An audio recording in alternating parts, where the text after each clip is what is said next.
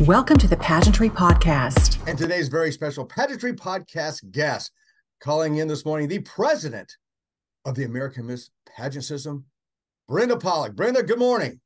Good morning. It's such a pleasure to meet the legendary Carl Dunn. Oh, you give me too much credit, but I do appreciate it. No, not at all.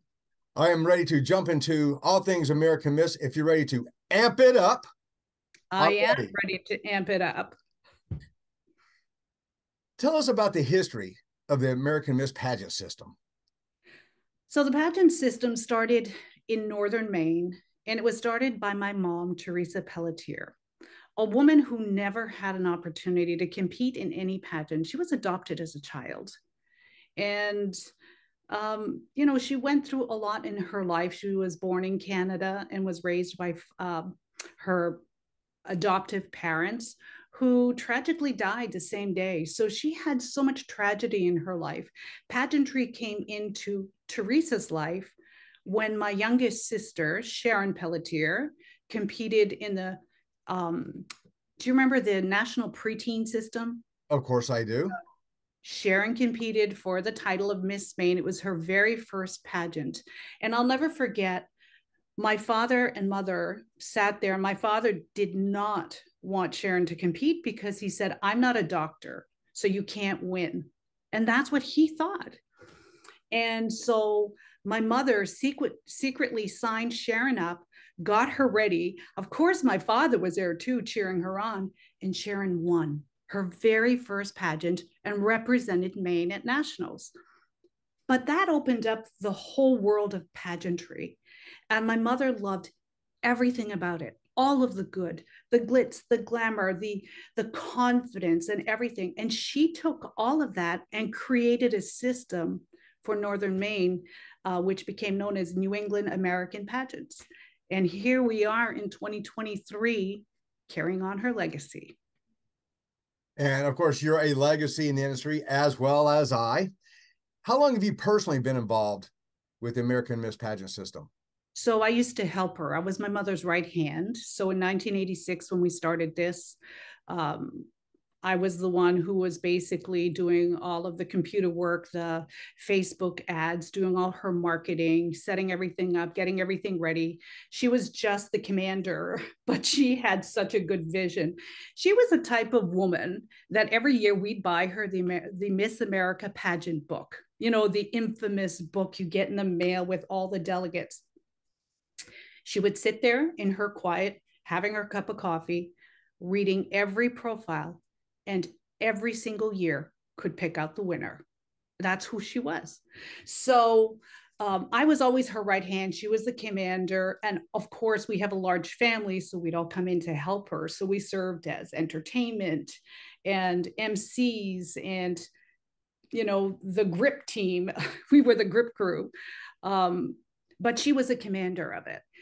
When work took me away, I moved to Montreal for work, and then it wasn't feasible for me to be able to help her anymore. She got older, and she couldn't do it anymore. She stopped. When work took me back to Maine, I went to visit her, and she was sitting in a nursing home. And I looked at her, and I wanted to give her some hope. Because, in a nursing home environment, it's a very difficult place to be in. And I looked at her and I said, hey, do you want to start that pageant again? And she immediately said, oui, French Canadian. And so I said, okay. So I left there and I made a phone call to my daughter, Emily, who also is a former pageant contestant. And I said to her, Emily, you want to start this pageant again? And she's like, okay, I'm in.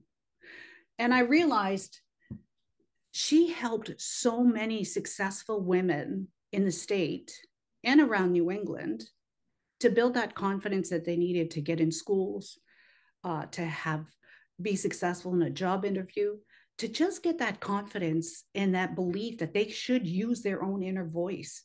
And if pageantry can do that, then let's be there and let's provide that positive system that can help women, give them that extra advantage they need.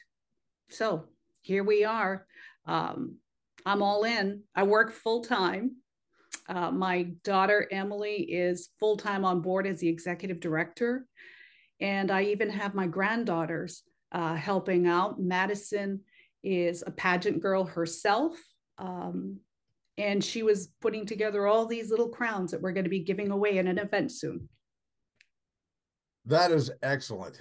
And I love it that it stays in the family, as has mine throughout 60 something years within the industry. Don't know if I have a legacy left, but we will find out probably in a few years. Going into American Miss, let's discuss the system specifically. How many divisions do you have, and how does it break down? Well, we started out with 5, and now we ended up with 9. A couple things that was important to me and to Emily as we were putting this plan together. And of course, we put this together pre-COVID. COVID changed some of the plan, but the long-term vision is going to be continuing to grow the program, but always based on the platform, and the foundation will always be celebrating and recognizing and cheering women for intelligence, ambition, and kindness, because we all need that today. So we said we love the Miss America system. That's what we grew up on. And I actually worked on the board for the Miss Maine Association for Miss America for a number of years. And I don't remember if you probably remember this, but back in the day, people who wanted to judge for the Miss America system had to go through a pageant judges training. I used to teach that program. I still have the paperwork here, which I ran across not too long ago. So we wanted to build it very similar to that, because for us, that's how we grew up, and that's what we always respected in the industry, was the Miss America system. So we added, not 2 years ago, we added the mini division. And the mini division is for 2 to 4. They only compete in 2 areas of competition. It's simply to get them up on stage. 2 to 4, they compete in evening gown and fashion runway. And that's it. They come in and do the opening number, but they're not judged on it. We want them to be part of it. The 5 to 8-year-old group, that's our young Miss group. They compete in all the 4 areas of competition, which are interview, introduction, fashion runway, and evening gown. And what we do very uniquely with that age division is every single contestant in that age group goes home with a crown and banner. Now, why do we do that? Well, because Carl, as a woman, I know I've received a call sometimes from my daughter, and she says, "Mom, you won't believe," and then I'll listen to her. And then I always tell her afterwards, "All right, honey, straighten that invisible crown and carry on." And I think that sort of feeling, to know what it feels like to have that crown, will, when times get tough, even if you have that and you experience that as a young girl, that's going to carry on. So it was really important for us to send a strong message that we're crowning every one of these girls for that reason. They need to know what it feels like. And then we jump into the preteen division, which is 9 to 12. We have our junior Miss division, 13 to 15. Our teen division is 16 to 19. And then we have our Miss division, 20 to 25. Our Ms. division is for any woman 26 and over who has been married, as a parent, hasn't experienced pageantry before, or has, but wants to come back into it. That division is for them. And we started also our Mrs. division, which is 18 and over. You have to be married. And then we have our Elegant Miss division, which we introduced last year. And that is for any woman 50 and over who want to compete in a pageant. Now, I'm going to tell you a funny story. I am in my 60s, but I still tell my children I'm 39, grandchildren I'm 39. And last year, my granddaughter, Maddie, was competing in a couteau pageant. And she said to me, she's like, "Hey, Meme," which is French for grandmother, "you should do the pageant with me." And I'm like, "No." I'm like, "No, I can't do a pageant." And I said, "I direct them. I've never been in a pageant." And then she looks at me very serious. And she said, why not? And then I thought, okay, I took a step back and I said, you know, I've got to walk the walk. So I said, looked at her and I said, would you be my coach? And she says, yes. And I'm like, okay, let's do this. So at 62 years old, I competed in my very first pageant at the Kudo pageant system, and I had a blast. And after it was done, I said to my daughter and my granddaughter, I said, it's no wonder women love to do this. It was a blast. We had so much fun. So yeah, so the 50 and over, if you've never done a pageant before, just go in there and try to be the best you can be and enjoy the moment. You know, some of the best memories that I have with my daughter as she was competing in the national preteen system was getting ready, choosing her wardrobe, preparing it. She was part of everything, getting the gifts ready, all of the above. And I think that's a huge takeaway too. Whether you walk away with a crown or not, those memories stay there forever. True. And through the 9 divisions, you have 18 crowns. I do understand that. But also found out and discovered that within your pageant system, you actually have a non-compete clause. We do. You know, and a lot of people question, a lot of systems don't have that. You know, Carl, I always believed there was a Miss America that should come out of the state of Maine.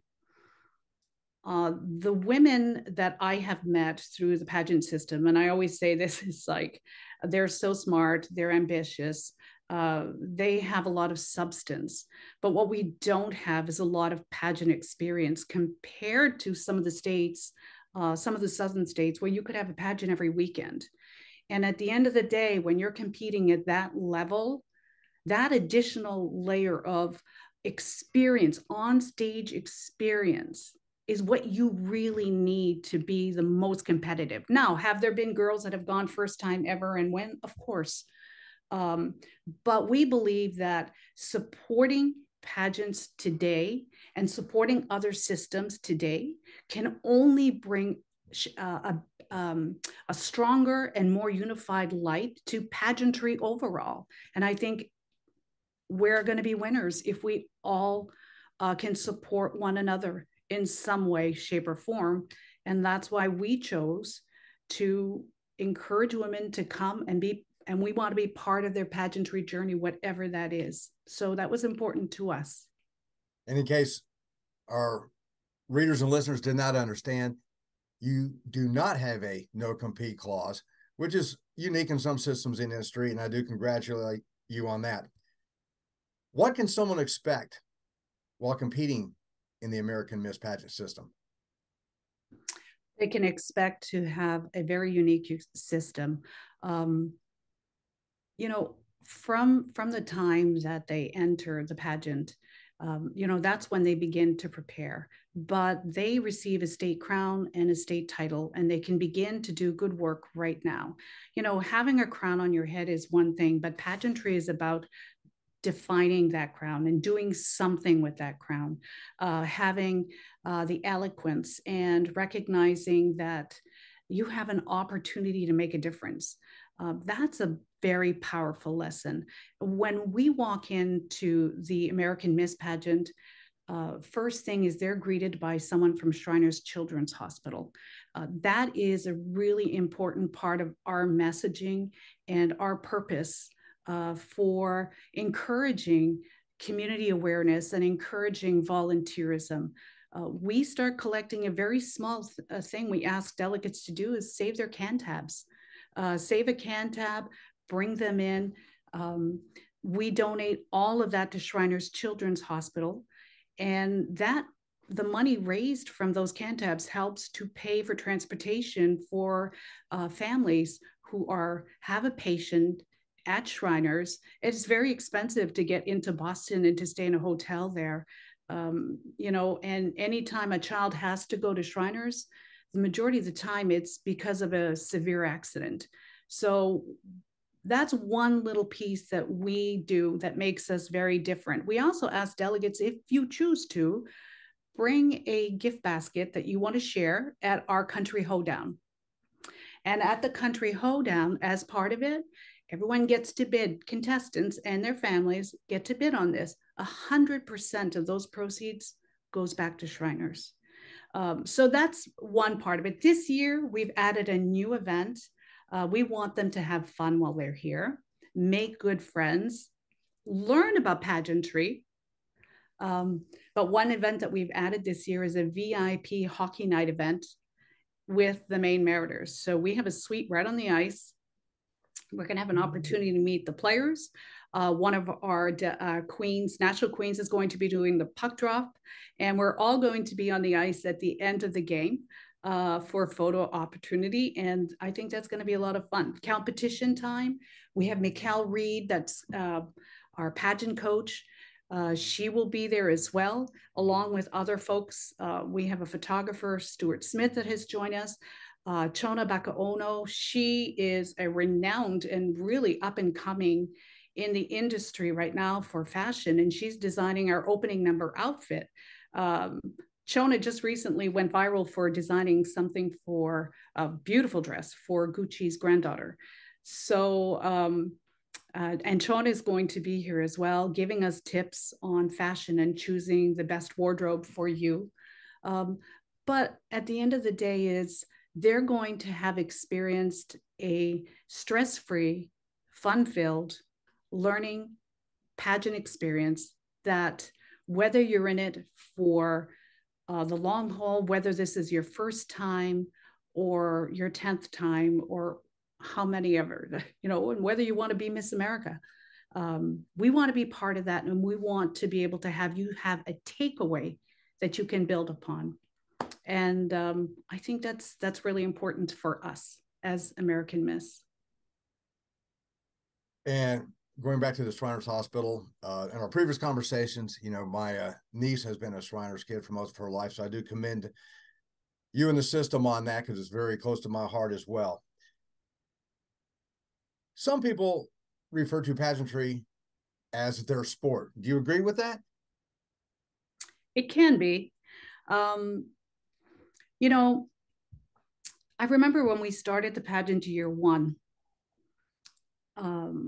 I wanted to make sure that anyone was surrounded, who was part of our system, really believed in our core values of, kindness being part of it. When we were there, and, it should be, you go in the dressing room and you can tell that really resonates with everyone when everyone backstage is helping each other and the kids are smiling, and we have a show to put on at the end of the day. It's a show we're putting on, and it's a competition, but the learning experience behind the stage is so impactful on their life. And if someone needed a hairpin or anything, that's what we saw there. And what we saw there was not a dressing room at the end of the pageant that was trashed. Everything was neat. Everything was picked up. You walked into the ladies' room. There was not paper everywhere. There was none of that. They were so respectful and kind to the staff. And I remember commenting to my daughter as we were cleaning up at the end of our first pageant test after we revived this. And I said, I think our messaging is spot on. And the feedback that we got was, it was a great weekend. We had such a blast. Thank you. It was fun. There was no stress, as it should not be. Competition is important, and everyone goes to competition, and you step on the stage and you, like I always tell my granddaughter, don't leave a point on the stage. Do the best you can be, be the best you can be that time, that moment. But that's it, but it should be a very positive experience. And I think we're able to achieve that just with the people who are part of our system as well. How can someone learn more about American Miss? Well, certainly visit our website. We try to keep everything updated on our website. It's very simple to navigate. We have a lot of very helpful tips. We also have a section about, wearing the crown, what that means to wear the crown, whether you're wearing the American Miss crown or any other crown. What are your responsibilities for wearing a crown? As we are all working to build pageantry and to put it in a very positive light, I think those tips and tools are really important for all of us to embrace and to live by. They're not only going to make you a better queen, they're going to make you a better person all around. So visit ampmiss.com and you'll be able to get all the updates there, and follow us, follow the news. And as we get closer to the pageant, we're going to be posting the delegate and the candidates' pictures. And yeah, it's going to be a great year. Perfect. Any final thoughts? I'm in this business. I work full time, and I'm in this business because I believe in pageantry. I remember when my granddaughter won a pageant, and she was 11 years old. And within 6 hours of winning the pageant, she called me to say that she was going to be starting a nonprofit. And I said, "What? You're starting a nonprofit?" She's like, "Yes." And so I questioned her about it. She knew the name of her nonprofit. She knew what it was going to do, what the mission was, and everything. And after speaking with her, I realized at 11 years old, she had all of that inside of her. She had been thinking about it, but the crown gave her the courage to use her own voice from within. That's why I believe in pageantry. And that's the great things that pageantry can do. And I think that the more that we can continue to promote these systems and give young women an opportunity to be part of this, we are going to make a significant difference in women's lives. Brenda, I could not have stated it any better myself. It has been an amazing morning with you, a wonderful and insightful interview. Oh, thank you, sir. I do appreciate your time. I look forward to seeing you very soon. And once again, our very special Pageantry podcast guest this morning has been the president of the American Miss Pageant, Brenda Pollock. Brenda, thank you so much. You're very welcome, Carl. It's been a pleasure and an honor to speak to Carl Dunn from Pageantry Magazine about our system that we absolutely love.